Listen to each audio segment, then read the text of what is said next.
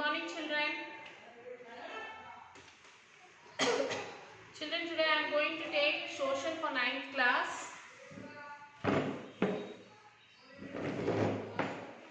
Lesson number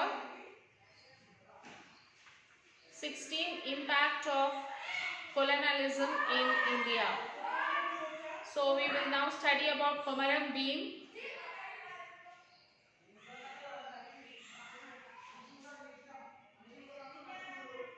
Komaram Bhim was born at Shankarapalli village in Komaram Bhim district. His father was killed in an attack by the forest department when he was 15 years. So Komaram Bhim was born in the Shankarapalli of Komaram Bhim district, and his father died at the age when the Komaram Bhim was at the age of 15 years. He was killed and attacked by the forest department. Okay, then Bhim's family migrated to Sardarpur village in Kerimeri Mandal. So after his father's death, Bhim's family, they have migrated to another place, that is Sardarpur village in Kerimeri Mandal. He was leading a normal life by Jom farming. A Jagirdar named Siddiqui, who was an informer of the Nizam. So a Jagirdar named by the name called Siddiqui, he was the informer of the Nizam people. Occupied Bhim's land. Bhim killed Siddiqui out of anger and escaped from police to hide in Assam. So this Siddiqui wanted to capture Bhim's land. So in anger, Bhim killed him, and Bhim escaped from the police station, and he was hiding in Assam. After that, he worked as a laborer in coffee and tea plantation for 5 years. So as he went and he was hiding in Assam, there he worked as a laborer in a coffee and tea plantation for 5 years. He experienced labor agitation. He learned how to read and write. He understood the situation in this place through his close friends Komaram Suru. So who was his secret informer. So he was there, working there, and he understood what is the situation, present situation in his village through one of his secret informer, and he learned how to read and how to write. He was inspired by the agitation that battles of freedom by Alluri Sitaramaraju in Visakhapatnam and Birsa Munda revolt fought against Nizam's rule. By that time, Nizam's government used to collect tax in the name of Bambaram and Dupatti for grazing cattle and collecting firewood for cooking. So in those days, the Nizam government used to collect the taxes from the people. Like if at all anyone want to graze their cattle in the forest and collect firewood, they have to pay the tax and do this work. Adivasis were impressed and inspired by the message Jal Jangal Jameen, which means water, forest and land, of Komaram Bhim. This slogan was given by Bhim to fight for the tribal freedom and rights and oppose the taxes. Nearly 12 villages in early Adilabad were ready to fight for their land. Bhim formed a guerrilla army with the young men of Gondu and Koya. He gathered and trained tribal people to fight with the weapons. So Jodigat became the central place from where he started the guerrilla battle. Surprised by this battle, Nizam tried to attack on Adivasis. At last, on one full moon day, Komaram Bhim died in the battle against the Nizam's army in Jodigat forest. So after his death, Nizam appointed Hymendra to do some research on the life of tribal people. So the British government's industrial policy. So in the 1850s, some Indian cloth mills were set up with much courage, first in Mumbai and then in Ahmedabad.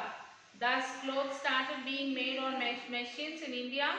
2 some educated people and factory owners demanded that a special tax should be levied on clothes coming from Britain so that the clothes being made in India might get a better market. The special tax would make the British cloth more expensive, and this would encourage the sale of clothes produced in Indian factories. So you know that in Britain the government had done the same. They levied a special tax on clothes made by Indian weavers in order to help the cloth industries of Britain. So, but the government refused to levy a similar tax in India on British cloth to help the Indian industry. So, the pressure of the British factory owners and traders on the government was so much that it could not go against their interest. So, in 1896, the income of British government of India reduced a lot. The government started thinking of ways to increase its income. So it is so in its time of difficulty, the government levied a 3.5% tax on clothes coming from Britain to India. But it did not want to harm the sale of British clothes, so it also levied the same amount of tax. This tax became the cause of the long conflict between the Indian people and the British government. Indians had understood that the government would protect only the interests of the British factories. Indian people opposed this tax in India and demanded to remove it. So even without government protection, factories producing cloth, thread, sugar, jute, paper, matches, cement, etc. were set up in India. Their rapid development, however, took place only after 1914. So, Indian industries during the First World War. During the First World War, from 1914 to 1918, the import of foreign goods into India reduced. So, during this World War I, the import of the foreign goods has been reduced in India. One reason was that cargo ships were on war-related duties, and hence there was a shortage of ships. So one is the reason that the cargo ships are on the war duties, so there is no transportation. Because of that, the foreign goods in India has been reduced. Secondly, in the factories of Europe, things needed for the war were being made, so very few goods meant for the Indian markets were available. Under these circumstances, the factories that had been established in India started selling their goods in large quantities. Because of heavy sales, there was a rapid development of industries. After the war ended, Indian factory owners purchased a large number of European machines and set up new industries. Indian industrialists began demanding that the government should levy a tax on Indian industrialists began demanding that the government foreign goods so that the sale of Indian goods might continue in future as well. The government had to accept this demand for many reasons. After 1970, taxes were laid on many foreign goods, one after the other. As a result, factories set up in India were able to develop speedily.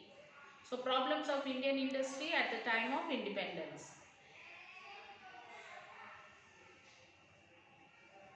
After a long struggle, Indian industry had got a little help from the British government. After a lot of struggle, the Indian people, they got a little help from the British government. Yet a very large number of factories, banks, ships, etc. were in the control of Europeans. Europeans had many advantages for these companies. They could easily contact officers and authorities of the British government, whereas Indians were never able to do so. All the foreign trade was in the hands of European companies, hence they had no shortage of funds either. So even though our Europeans had more influence on industries, Indian industrialists developed a great deal. For example, Indian industrialists were able to control the textile industry. The greatest example of the achievements of Indian industrialists, which was the steel factory at Jamshedpur that was set up by the industrialist named Jamshedji Tata. The tax on foreign goods was a great help for the Indian industrialists from the government, but this was not sufficient. Many resources and facilities were needed such as railways, roads, electricity, coal and iron. However, the British government did not pay attention to development in these areas. So Indian industrialists also had to buy all their machines from abroad. Industries that would manufacture machines had simply not started in India. For the development of industry, help was needed from scientists, engineers and technicians. Educated workers were needed at all levels. But education was not given importance in India. Industrial development dependent on foreigners because very few Indian scientists and engineers were there. In order to promote Indian industry, many organizations of industrialists were formed even during British time. One of the most important was the Federation of Indian Chambers of Commerce and Industries, FICCI. Such organizations brought up the problems of the industrialists before the government. With the end of the British rule in India and the formation of a free government, the situation changed. The government of India gave encouragement to the growth of industries in a planned manner. So, labours in Indian industries. So, industrial towns and labour settlements. From 1850 onwards, machine-based industries had started setting up in India. The biggest industry was the spinning and weaving of textiles. In 1905, around 2.25 lakh labourers were in the textile industry, 1.5 lakh in the jute industry and about 1 lakh in coal mines. Needy farmers, labourers, artisans started coming from village to the cities in the hope of employment. Along with them or after them, their relatives, neighbours and friends also came. The number of labourers in cities increased. Huts and tenements of labour started setting up around factories. Many cities of India such as Kanpur, Mumbai, Ahmedabad, Kolkata, Chennai became large industrial cities. So work conditions.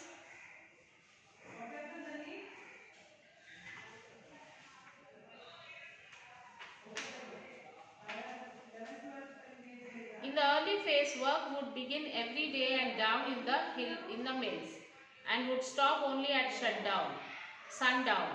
The labourers would wake up early and go to the mill, men as well as women and even children.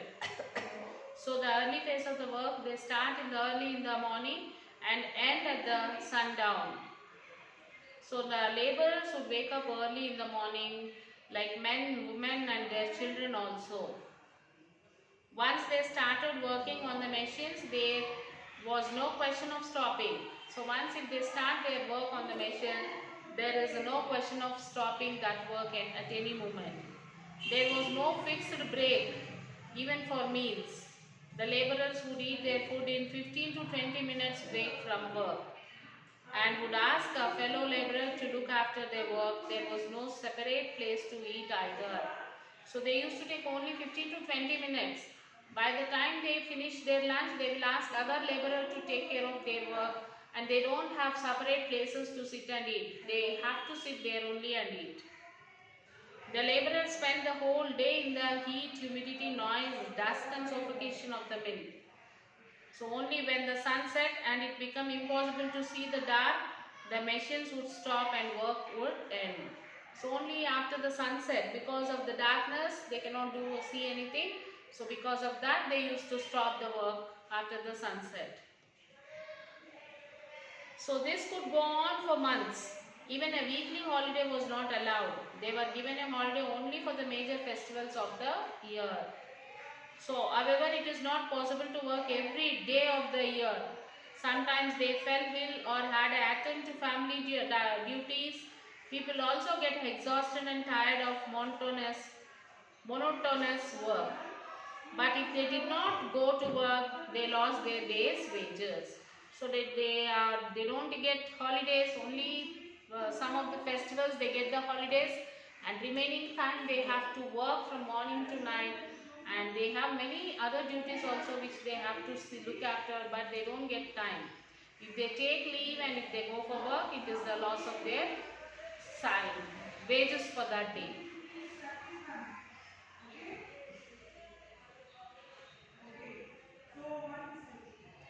In those days, payments was made in proportion of the amount of goods produced. The owners laid the condition that as much as you make, so much you will be paid. So in those days, they used to pay. Today, for example, you have produced this much. So for this much only you will be paid. Sometimes things went wrong with the machines, or the supply of raw material was delayed, or it was inadequate. Although this was not the fault of the responsibility of the laborer, yet the mill owners would deduct the labor's money. Sometimes there will be a machinery problem, sometimes the raw material will come late. Even though the factory owner will not bear all these things, he will say, okay, for this day you worked for this much only, so I will pay this much only. Thus, laborers was not able to get any fixed income each month. So they don't have any fixed income for each month. At the end of the month, the mill owner would not even make the full payment to the laborers. He would keep some money till the end of the next month. In such a situation of laborers wanted to leave the work and go away, they could not, because their earlier month's wages were still stuck with the owner. So what they'll do, children? So they don't even pay the full salary, full month wages. They keep some wages with them. For example, if they earn 100 rupees in that month, they will not give 100 rupees. They will keep with them at least 30 rupees or 40 rupees with them, and then remaining amount they will give. Why? Because if that amount is there with them, they won't leave the job and go for the sake of this amount. So that is the reason why the owners of the factory, they used to keep some of the amount of the laborers with them, so that the next month they should not leave their factory and go. All the laborers, men, women and children had to work under such condition for 14 hours in the summer and 12 hours in the winters. Then in 1880 something new happened. Electric bulbs began to be fitted in the mills. So what happened in 1880? There was something happened that the electric bulbs was fitted in the companies. As the hours of light increased, the hours of work also increased. Because of there is no light, they used to shut down the factory after sunset. Because of the darkness, they can't do the work. So now they have a change that they got fitted the bulbs now. So work also increased for them. Now it was not necessary to stop work when the sun set. So and now it became common to take up to 15 hours of work each day from each laborer. So now they cannot stop the work after sunset because now they have light. So now the owners of the factory, they are taking the work from the laborers for 15 hours. There were no many hardship at work, and on the top of it there was no security of employment either. If a mill suffered losses, the owner would simply throw out some laborers and reduce the wages of those who continued to work. If there is the shortage of production, what the owner will do? He will remove some of the workers, and the remaining people who are working, he will reduce the wages of the workers. So laborers struggled against their oppressive working condition from 1870. There was no strike after another in Mumbai to begin with. There were no organizations or unions of the laborers. The laborers of each mill would get together to go on strike and would put pressure of the owners. So for instance, in 1892, mill owners of Mumbai were thinking of reducing the wages of laborers. When the laborers got to know about it, they prepared themselves for a struggle. The government had appointed an official for the inspection of the factories. Here's one example of how the laborers who struggled to protect their own interests in 1900-1901. Around 20 mills in Mumbai had reduced the laborers' wages by 12%. In response of this, 20,000 mill workers stopped work and went on strike. All the 20 mills remained closed for 10 days. Similarly, in 1919, the cost of living was rising, but the laborer wages were not being increased. So the laborers of all the mills of Mumbai went on strike and mills were closed for 12 days. So the strange thing was that in the beginning of the most educated people of India did not pay attention to the problems of the laborers. For them it was more important to find ways to develop industries in India. In the early phase they did not think much about the kind of working condition that should be there for laborers. So the industrialists and educated people of India were unhappy about this change. They felt that once laborers were given fixed income and other facilities, such as leaves, the production would come down and the expenses of the owners would go up. This would in turn make the things produced in the factories more expensive. If this happened, goods coming from Britain would sell more easily and the development of Indian industries would come to standstill. So with the time, the problems of laborers became well known. Some educated people began supporting the laborers and they began writing articles in newspapers to explain their problem to people. Small organizations for the welfare of labor also started emerging. So during strikes, laborers formed their own organization with the help of some educated people. So one such union formed was Girni Kamgar Union, with the help of which workers in Mumbai went on a very effective strike in 1928 in Ahmedabad. Under the influence of Gandhiji, a powerful union known as the Mazdoor Mahajan was formed. The formation of labor unions made the government and mill owners very anxious. Now laws began to be made to put restrictions on strikes. The government appointed labor officers to look after the welfare of the laborers.